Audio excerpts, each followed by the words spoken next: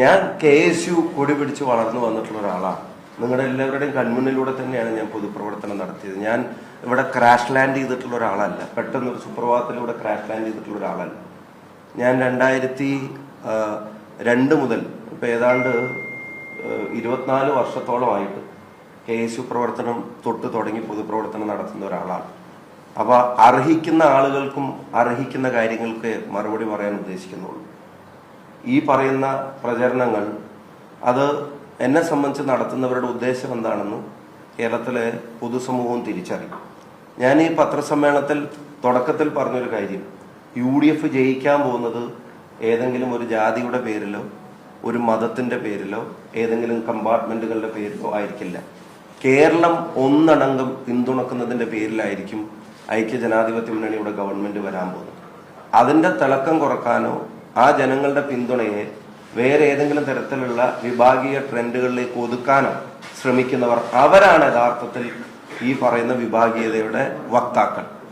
അതിൽ ഒരു കാലത്തുമില്ലാത്ത വിധത്തിൽ CPM എക്സ്പോസ്ഡ് ആയിട്ടുള്ള ഒരു തെരഞ്ഞെടുപ്പ് കൂടിയാണ്. അതിനും കൂടെ എതിരായിട്ടായിരിക്കും ഈ ജനവിധി വരുന്നത്. എല്ലാവരും ഒരുമിച്ച് വോട്ട് ചെയ്തിട്ടായിരിക്കും UDF ജയിക്കുന്നത്. എല്ലാവരും ഒരുമിച്ച് വോട്ട് ചെയ്യുമ്പോൾ ജയിക്കുന്നത് UDF മാത്രമായിരിക്കുമെന്ന് നമുക്കറിയാം.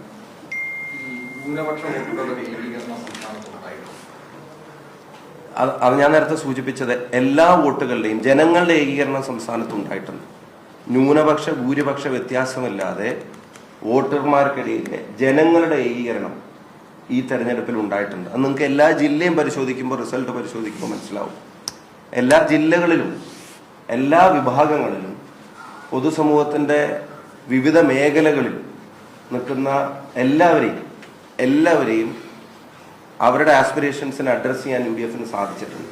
അപ്പൊ അതിനെ ബ്രേക്ക് ചെയ്യാൻ വേണ്ടിയാണ് CPM ബോധപൂർവം ഈ തെരഞ്ഞെടുപ്പ് കാലത്ത് ഇപ്പൊ പേരാമ്പ്രയിൽ ഞങ്ങളുടേതല്ല എന്ന് അവർ പറഞ്ഞു എന്ന് പറഞ്ഞു. നിങ്ങൾ ആലോചിക്കുക, ഒരാളുടെ ടങ് സ്ലിപ്പ് അല്ല, പ്രസംഗത്തിൽ പറഞ്ഞു പോയൊരു വാചകമല്ല, ഒരു മാറ്റർ എഴുതി തയ്യാറാക്കി ആ മാറ്ററിന് ശബ്ദം കൊടുക്കേണ്ടത് ആരെന്ന് തീരുമാനിച്ച് അതിനോ റെക്കോർഡിംഗ് സ്റ്റുഡിയോയിലേക്ക് അയച്ച് ആ റെക്കോർഡിംഗ് സ്റ്റുഡിയോയിൽ അത് റെക്കോർഡ് ചെയ്ത് അതിന്റെ കോപ്പി എടുത്ത് മുഴുവൻ അനൗൺസ്മെന്റ് വാഹനങ്ങളിലേക്കും കൊടുത്ത് അതിലെല്ലാത്തിലും അതിട്ട് പ്ലേ ചെയ്യുന്ന ഒരു സാധനം ഞങ്ങളുടേതല്ല എന്ന്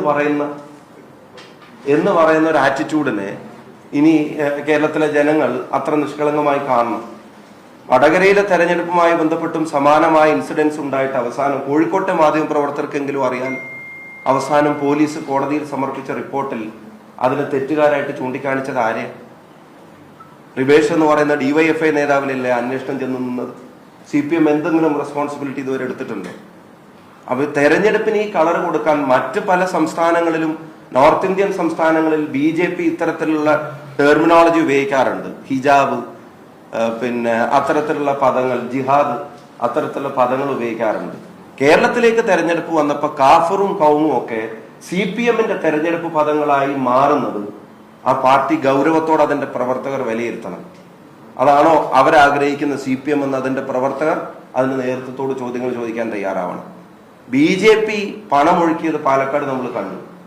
പണമൊഴുക്കിയ BJP ആ വാർത്ത റിപ്പോർട്ട് ചെയ്ത ഒരു മാധ്യമ പ്രവർത്തകനെതിരെ നടത്തിയ ആക്രോശം നമ്മൾ കണ്ടതാണ്. ഇപ്പൊ മീഡിയ വണ്ണിന്റെ മാധ്യമ പ്രവർത്തകരെതിരെ നടത്തിയ ആക്രോശം നമ്മൾ കണ്ടതാണ്.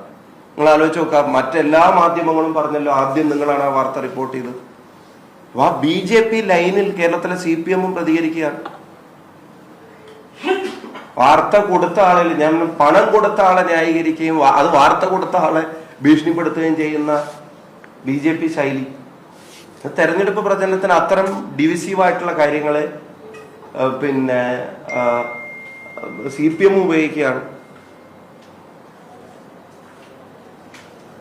ആ പ്രവണത കൂടിയുള്ള തിരിച്ചടി ആയിരിക്കും ഈ തെരഞ്ഞെടുപ്പ്. വടകരയിൽ ഇതിനു മുമ്പ് അവർ നടത്തിയൊരു പരീക്ഷണം അതെങ്ങനെ പാളിയെന്ന് അവർക്കറിയാം. പക്ഷെ അതിൽ നിന്ന് അവർ പാഠം പഠിച്ചിട്ടില്ല എന്നുള്ളത് ഉറപ്പാണ്.